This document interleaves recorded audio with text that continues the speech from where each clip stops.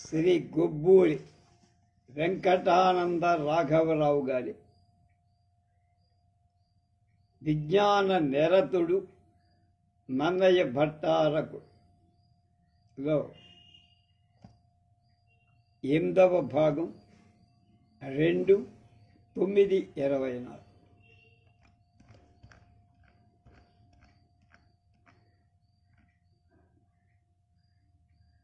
సరస్వతీదేవి వర్ణనాన్ని గురించి మనకు చెప్తున్నారు. అక్కడ ఉన్నాం మనం. నేను విజ్ఞాన జిజ్ఞాసువును, పరమ సత్యాన్ని ధ్యానించి సత్యం పరం ధీమహి అని సత్యాన్నే చెబుతా, ప్రవచిస్తా. పై వాక్యాల యథార్థాన్ని నిరూపించటానికి ఋగ్వేదంలోని మరి 2 మంత్రరాజాలు, అంటే మంత్రాలలో రాజులాంటి చెప్తా. ఎందొకటి బ్రహ్మ సరస్వతుల భార్యాభర్తృ సంబంధ నిరూపించే. మూల భారతంలో సరస్వతి ఎవరు, ఆమె బ్రహ్మకు భార్య ఎట్లయిందో వ్యాసుడు కూడా దాని జోలికి పోల. సృష్టికర్త బ్రహ్మ ఏ స్త్రీని సృష్టించినా వావిగా ఆమె అతనికి కూతురే అవుతుంది. వావి వరుసల ప్రకారం తను సృష్టించిన అమ్మాయి తన కూతురే కదా. తాను సృష్టించిన ఒకానొక కూతుర్నే బ్రహ్మ భార్యగా గ్రహించటానికి కారణం బీజవాక్యం వేదంలో ఉంది. దీనికి అర్థం ఎక్కడుంది? లంకె వేదంలో కనపడుతోందంటున్నారు గుబ్బూరి వారు.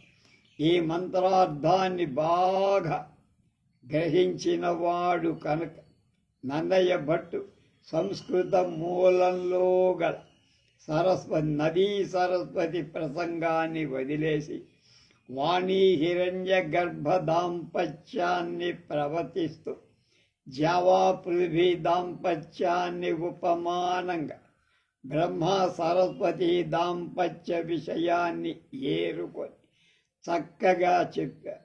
కనుక ఆ వేద మంత్రాలు ఇక్కడ చెప్తున్నా. ప్రసూమహేసు శరణాయ మేధాంగిరభే రేణ వ్యసీం జాయమానాంయ ఆహనా దుహితుర్వక్షణ స్వరూపామివామినాను ఆకృణోది దమ్నః మళ్ళ ప్రసూమహేసు శరణాయ మేధాంగిరం భరే న వ్యసింజాయమానాంయ అహనా దుహితుర్వక్షణ స్వరూపామి నానో అకృణోదిదమ్నః. 5వ మండలం 42వ సూక్తంలో పదము. ఇది అత్రి మండలంలో ఉందిట మంత్రం. ఈ మంత్రద్రష్ట అత్రి భౌముడు అని ఆయన. విశ్వదేవతలను గురించిన ఈ సూక్తంలో ఉన్న ఈ మంత్రం బ్రహ్మ సరస్వతి దాంపత్య గాథకు మూల బీజమై. ఈ మంత్రార్థం ఏమిటి? మంత్రం బాగానే ఉంది, అర్థం ఏమిటి? ఏ మహనీయమూర్తి మన కోసం అత్యంతమైన వాత్సల్యంతో ఈ సమస్తాన్ని సృష్టించి తన దుహిత కూతురి యొక్క వక్ష ప్రదేశంలో ఈ వివిధ స్వరూపాలను భద్రపరచి ఉన్నాడు. ఆ సృష్టికర్తకు ఈ సూక్తాన్ని సమర్పించుకుంటున్నా. ఇప్పుడిప్పుడే నా మనస్సులో పుట్టిన కొత్తగా మొలకెత్తుతున్న భావాలను కూర్చుకొని సూక్తంలో రచించి నేను ఆ రక్షకుడికి సమర్పణ చేస్తాను. అది దాని భావం. ఋగ్వేదానికి సంబంధించిన ఐతరేయ బ్రాహ్మణంలో ప్రజాపతిని గురించి ఒక వింత కథ ఉంది. ప్రజాపతి తన కూతురైన రోహిణి సౌందర్యానికి లొంగి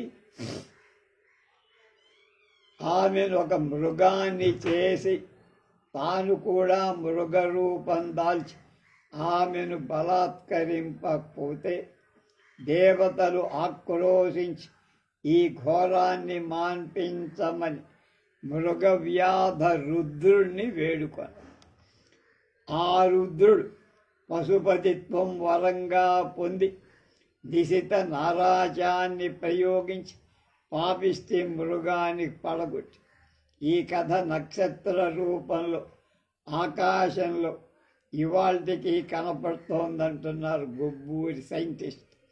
రోహిణీ నక్షత్రాన్ని ఆ చుక్కకు నైరుతి దిశను 3 గొల్ల కావిడి చుక్కలు, వాటికి నైరుతి దిశగా మృగవ్యాధ నక్షత్రం ఒక్క వరుసలో ఇవాళకి కనపడతాయి ఖగోళంలో.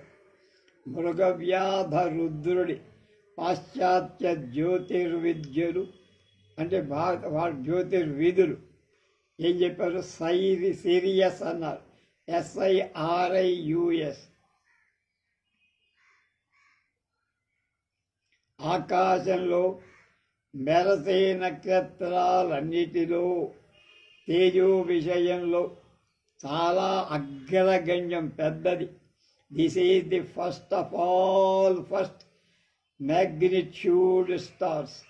ఈ మృగవ్యాధుడు ప్రయోగించిన బాణం మనవారు గొల్ల కావిడి చొక్కలను చూపించే 3 చొక్కల రూపంగా ఉంది. పాశ్చాత్యులు ఈ చొక్కలను belt of Orion, ORION, Orion యోధుడి బెల్ట్ అంటే మనం పెట్టుకునే నడుముకు బెల్ట్ పెట్టమే పట్కా అంట, అంటే అది చూపిస్తోందన్న. ఇలా వేద మంత్రాలు, గాథలు, పురాణ గాథలు మొదలైనవి కూడిన సరస్వతిని బ్రహ్మకు భార్య చేసి వాగ్దేవతగా, సకల విద్యా స్వరూపిణిగా వేదకాలం నాడు సరస్వతీదేవికి ఉన్న గౌరవ ప్రాధాన్యాలు బ్రహ్మకు కూడా లేవు. సరస్వతీదేవి భాషాస్వరూపిణి, విద్యాధిదేవత, సంగీత కళాధిదేవత కనుకనే ఆమె వీణాప. ఆమె ధరించిన వీణ నక్షత్ర మండలంలో నక్షత్ర రూపంలో మెరుస్తూ కనపడు. ఆ వీణామండల చిత్రం కింద ఇచ్చేస్తాయని చూద్దాం. సరస్వతి స్వరూపం కంటే ఆమె చేతిలోని వేణె ఎక్కువగా ప్రకాశమానంగా కలిగి, కాబట్టి జ్యోతిశాస్త్ర దృష్ట్యా సరస్వతీదేవి వీణ చుక్కలలో లీనమై ఉంది. ఆ కారణం చేత ఆ చుక్కల గుంపుకు వీణ మండలమని పేరు. వీణకు లాటిన్ భాషలో లైరా అంటారని చెప్పాము ఇదివరకు. లైరా అనగా వీణ అనే కానీ మరొకటి కాదు. వీటి గుంపు చుక్కలలో ఒక వింత చుక్క అంటే నక్షత్రం.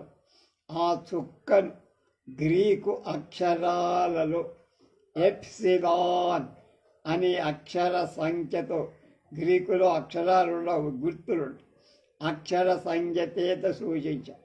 ఇంగ్లీషు అక్షరాలలో ఇంగ్లీష్ ABCDE అనే అక్షరానికి మాతృక గ్రీకుల ఎప్సిలాన్ అనే అక్షరం.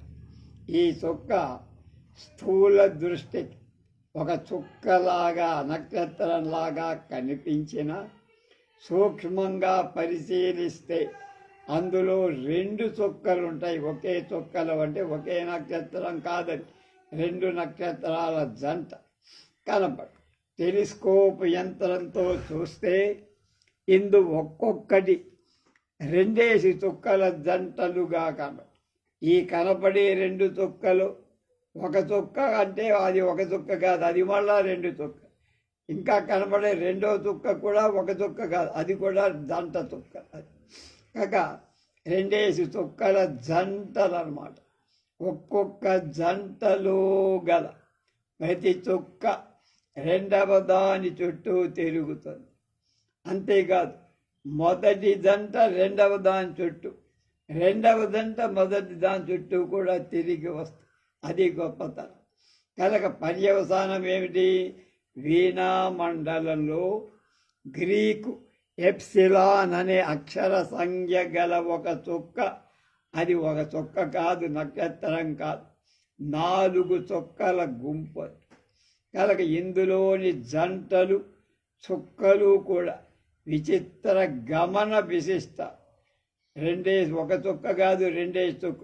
2 వేస్తే మొదటి 2 ఒక జంట, రెండవ 2 ఒక జంట, మొదటి జంట 2 కలిపి రెండవ జంట చుట్టూ తిరుగుతాయి, రెండవ జంట కలిపి మొదటి జంట చుట్టూ తిరుగుతాయి. అది లక్ష్యం.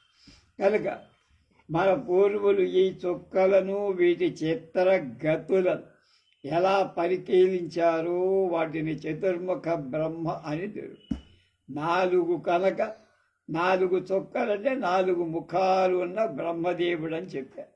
బ్రహ్మ ముఖాలలో సరస్వతి ఉందన్నారు. ఆయన ముఖంలో సరస్వతి ఉంది.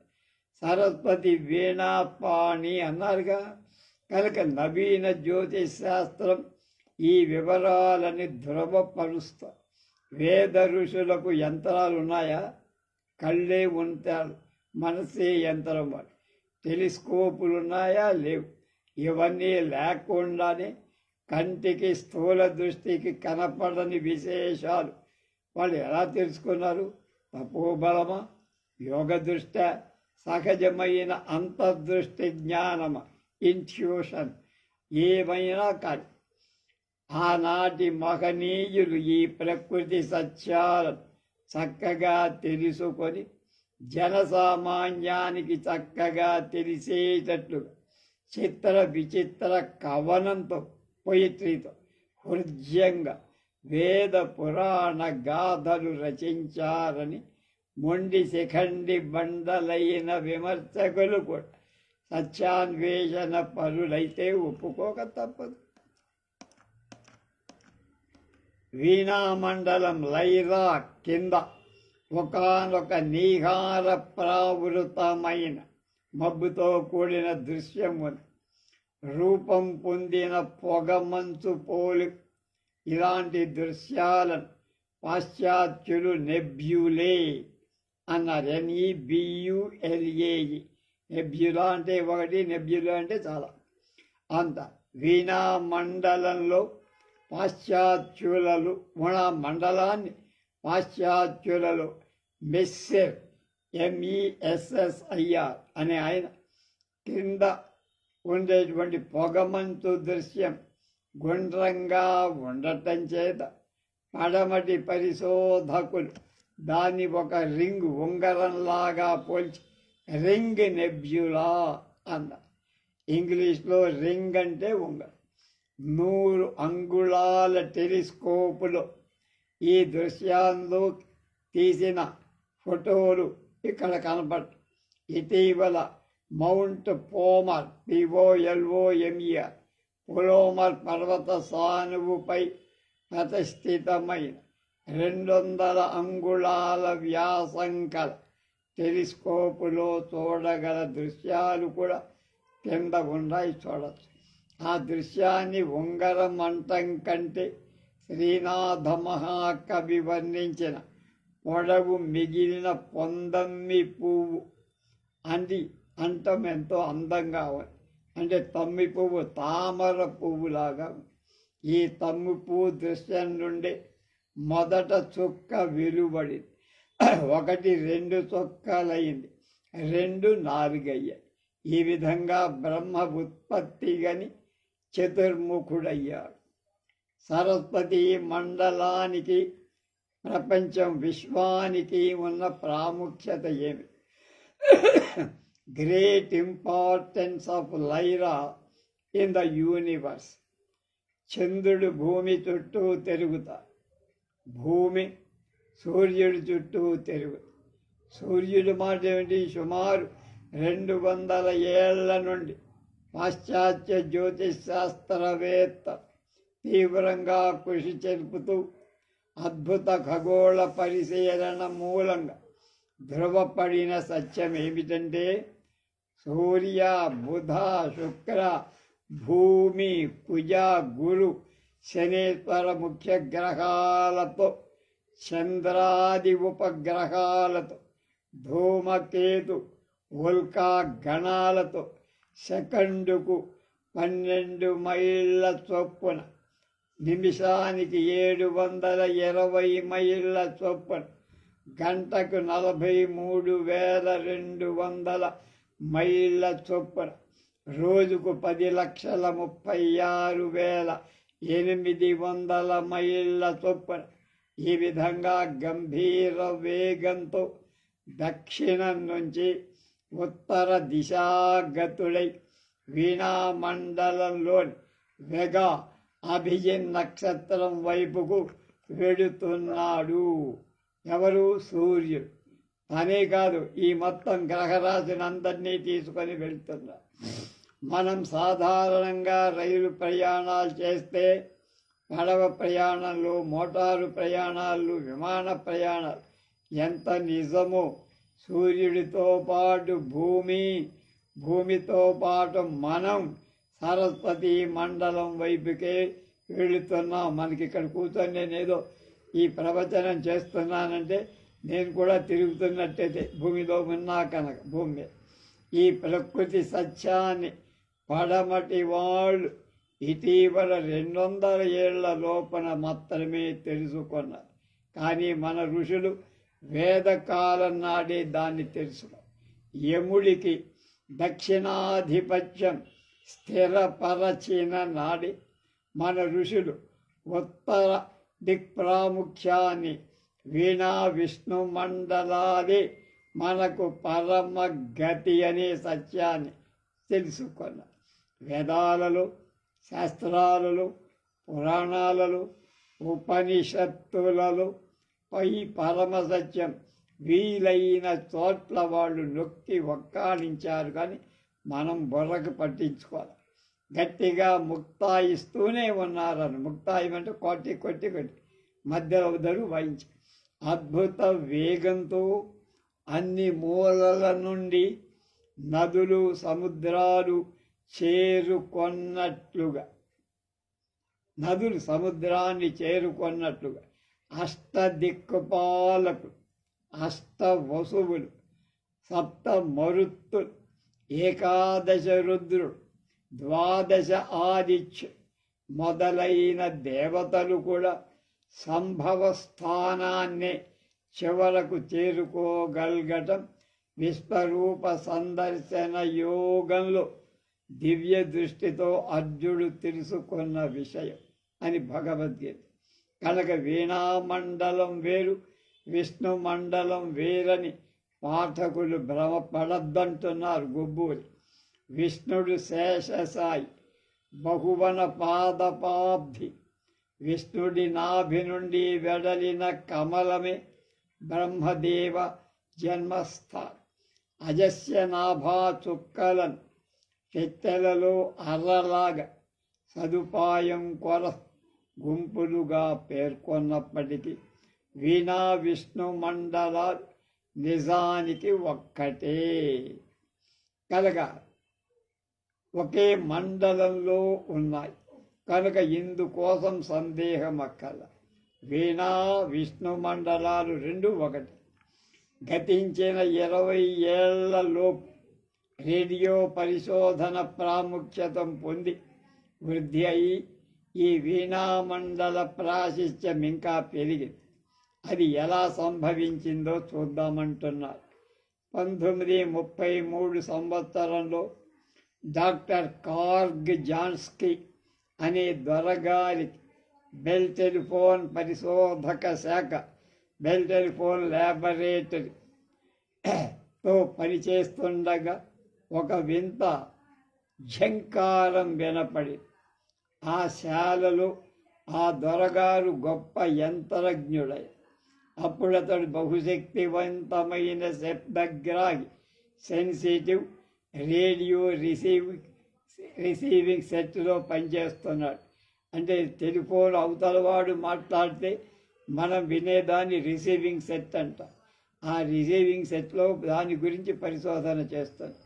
మిడతలు, గొల్లభావలు మొదలైన పతంగ జీవులకు సుదీర్ఘాలైన రోసాలు ఉన్నట్టే ఆనాటి శబ్దగ్రాహులకు యాంటెన్నా సాధనాలు అమర్పబడి ఉంటాయి. మనకు కూడా యాంటెన్నాలు ఉంటాయి, మన దాకా ఉన్నాయి. ఇప్పుడేమో ఇన్బిల్ట్ యాంటెన్నాలు ఉన్నాయి. యాంటెన్నా సాధనం దూర శ్రవణానికి ఉపయోగం. ముందు అవి తీసుకుంటుంది, రేడియో సెట్కి టెలివిజన్ సెట్కి ఇచ్చేవారు. ఇదివరకు యాంటెన్నాలు బయట ఉండేవి, టీవీలకు కూడా. ఆ తర్వాత లోపల వేలాడదీసేటువంటి నెట్ యాంటెన్నాలు. తర్వాత అని పోయి అందులోనే సెట్లోనే యాంటెన్నా, ఇన్బిల్ట్ నెట్ యాంటెన్నాలు ఉన్నాయి. యాంటెన్నా సమర్పబడిన శబ్దగ్రాహితో ఆయన పరిశోధన చేస్తుండగా వింత ఝంకారం వినపడి, కాస్తసేపు వినపడి ఈ రథ ఆగేలా ఎడతెరిపి లేకుండా ఈ ధ్వని నిరంతరం ఆయనకి వినపడి, ఆ శబ్దపు తరచు అయిన మందంగా కాక బాగా ఉచ్చస్థితిలో హై పిచ్చిలో వినపడి ఎంతన్నా రోసాలను అన్ని దిక్కులకు తిప్పి చూడగా శబ్దం ఒకే ఒక దిక్కు నుండి బాగా ఎక్కువ స్థాయిలో వినపడుతోంది అని అర్థమైంది. యాంటెన్నా అనేక చోట్ల తిప్పాడు, ఏ వైపు నుంచి వస్తుంది, ఒకే దిక్కు నుంచి వస్తోంది. ఆ దిక్కు నుండి ఈ రథ వస్తోంది. హిస్ అన్నామన్ జాన్ స్క్లీ ద్వారా విడువక ప్రతిరోజు ఈ ఝంకారాన్ని విశేషంగా పరిశోధించి ఉచ్చస్థితిలో ఈ శబ్దం వినదగిన దిశ ఎప్పటికప్పుడు మారుస్తున్నారు. పట్టు విడవక 1 సంవత్సర కాలం ప్రతిరోజు ఈ శబ్దగ్రాహితో పనిచేస్తూ రాగా మొట్టమొదటి నాడు ఏ దిక్కు నుండి ఉచ్చస్థాయిలో ఈ ఝంకారం వినబడిందో సరిగ్గా ఏడాది నాటికి మళ్ళీ ఆ దిక్కు నుండి అదే రొద వినబడి, ఆ తర్వాత దిక్కులు మారుతున్నాయి. ఈ శబ్దానికి సూర్యగోళం కారణం అవుతుందా అని జాన్ స్క్లీ ద్వారా మొదట అనుమానపడ్డాడు.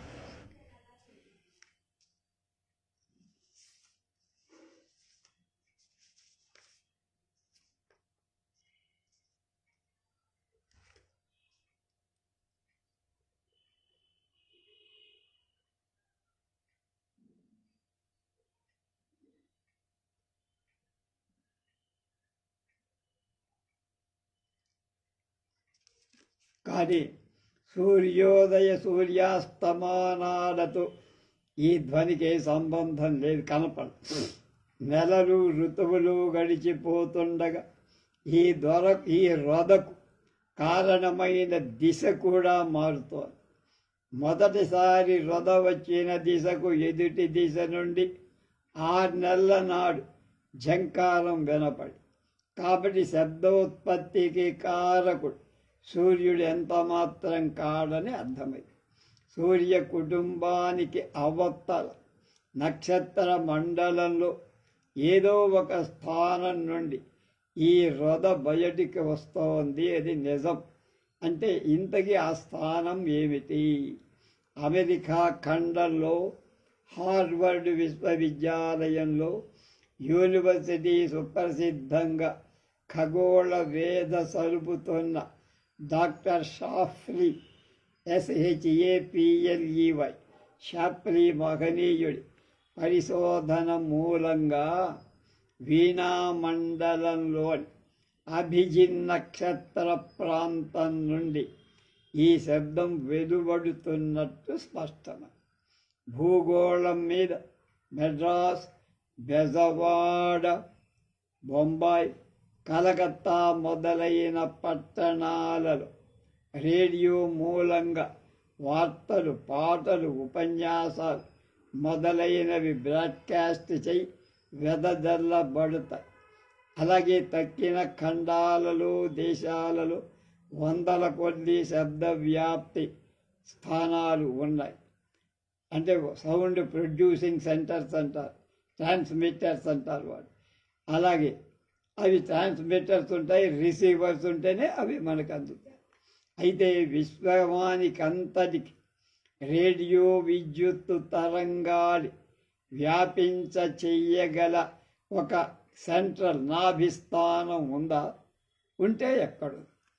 క్షీరోద మధ్యంలో వీణాదొండలమే విశ్వమంతటికి శబ్ద వ్యాప్తి చేయగల విద్యుత్తు తరంగ ఉత్పత్తి సెలెస్టియల్ బ్రాడ్కాస్టింగ్ స్టేషన్. అంటే ఎలక్ట్రోమాగ్నెటిక్ వేవ్స్ అక్కడ ప్రారంభమవుతాయి. ఓహో, సరస్వతీదేవి వీణామండలమా, చేతిలోని వీణామండలమా, విశ్వంలో నీకెంత ప్రాశస్త్య ప్రాముఖ్యాలు కలిగాయమ్మా. అంతకంటే వింత, వేల కొలది సంవత్సరాల కిందటే ఈ విజ్ఞాన సత్యరత్నాన్ని వేదమంత్ర ద్రష్టలు గ్రహించి దేవతలలో సరస్వతీదేవి మేటి అని నిరూపించి స్తుతించారు. 400 ఏళ్ల క్రింద కృష్ణదేవరాయల ఆస్థానంలో మనుచరిత్ర రచించిన ఆంధ్ర కవితా పితామహుడని ప్రసిద్ధి చెందిన అల్లసాని పెద్దనామాచ్యుడు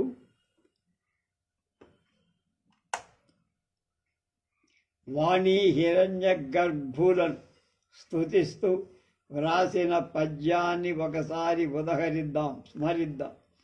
4 మోములన్ నిగమనాదములుప్పతిలన్ ప్రచండవాతూలహతిం జనించు రొదతోడ గుహావడి నొప్పు మేరువుం బోలే పయోజపీఠముని ముఖ్యులు కొల్వగ వాణి కూడి పెరోలగమున్న దాత విభవోజ్వలు చేయుత కృష్ణరాయునని కృష్ణరాయునికి వాణి హిరణ్య గర్భులు చక్కని ఆశీర్వాదం ఇవ్వాలని, ఆయనకి అన్ని రకాల ఉచ్చస్థితి కలగాలని పెద్దనగా చెప్పారు. బ్రహ్మదేవుడికి 4 ముఖాలు బానే, ఆ 4 ముఖాలు 4 వేదాలు బానే ఉంది.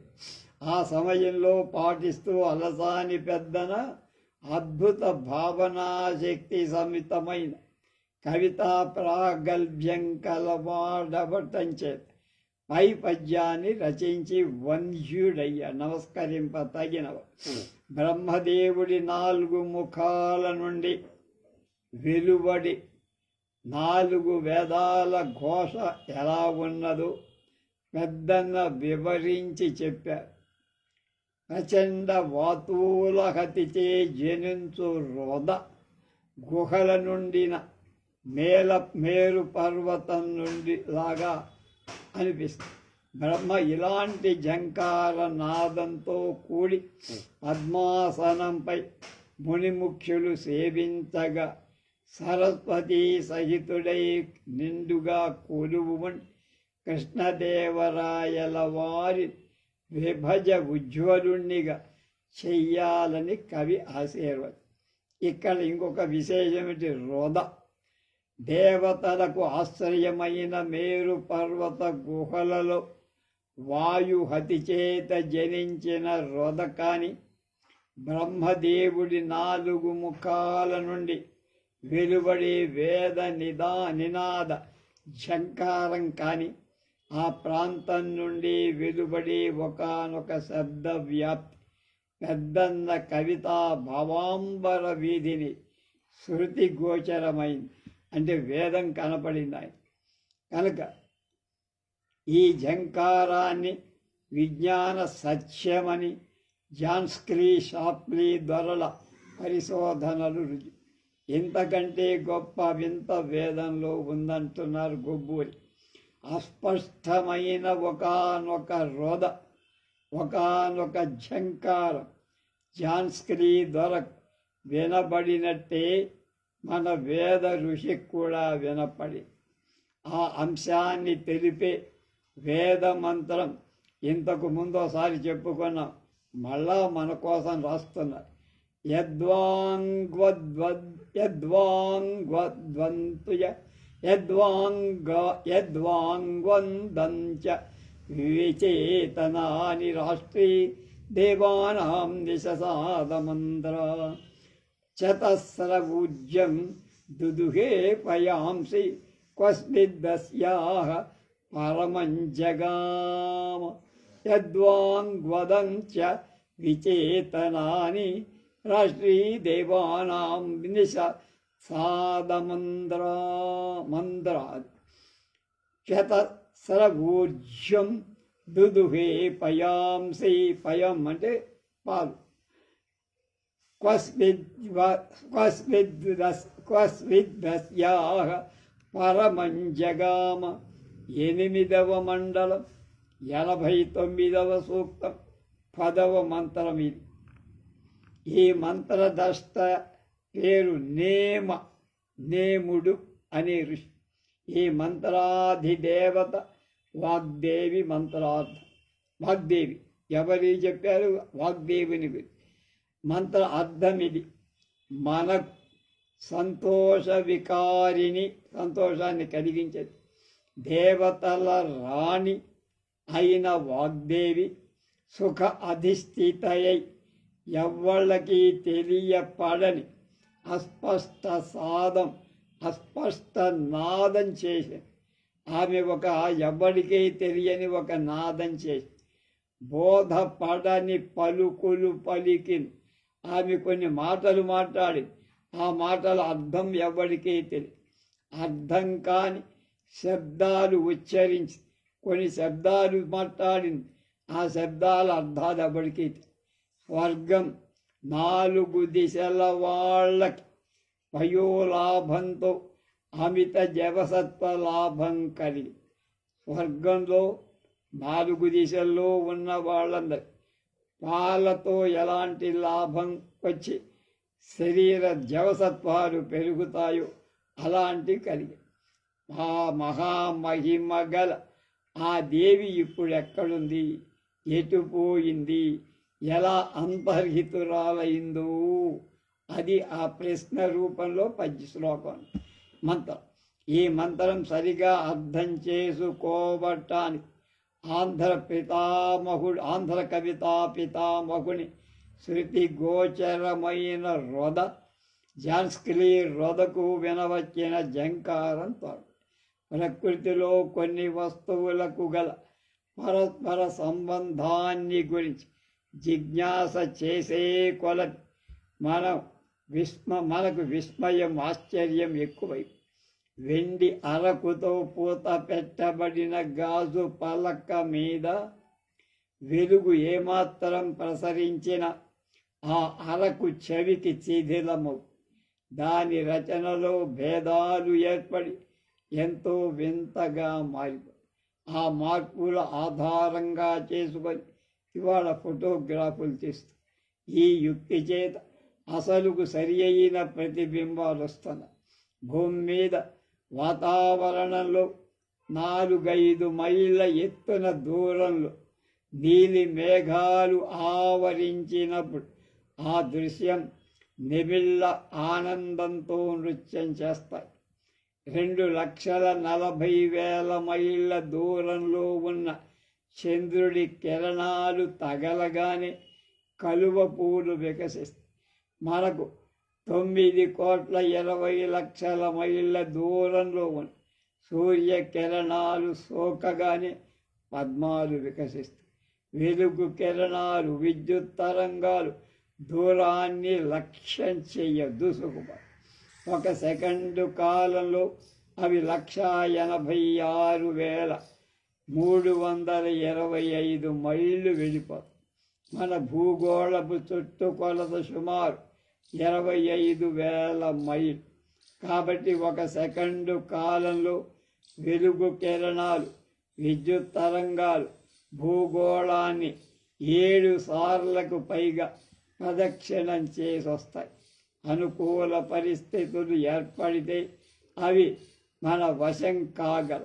వీణామండలం నుండి బయలుదేరి అస్పష్ట నినాదంతో ఝంకార రూపంగా జాన్స్క్రీ దొర చెవులబడిన విద్యుత్ తరంగాలు వాగ్దేవతా ధ్యానపరుడై వాగ్దేవతా పూజా తత్పరుడై నేమ అనే పేరు గల ఋషి యజ్ఞశాల పలుకుల వెలది సరస్వతి అర్థంక శబ్ద ఉచ్చారణ బోధపడని పలుకులు పలికి అస్పష్ట మంజుల నాదం చేయటంలో ఆశ్చర్యమేది.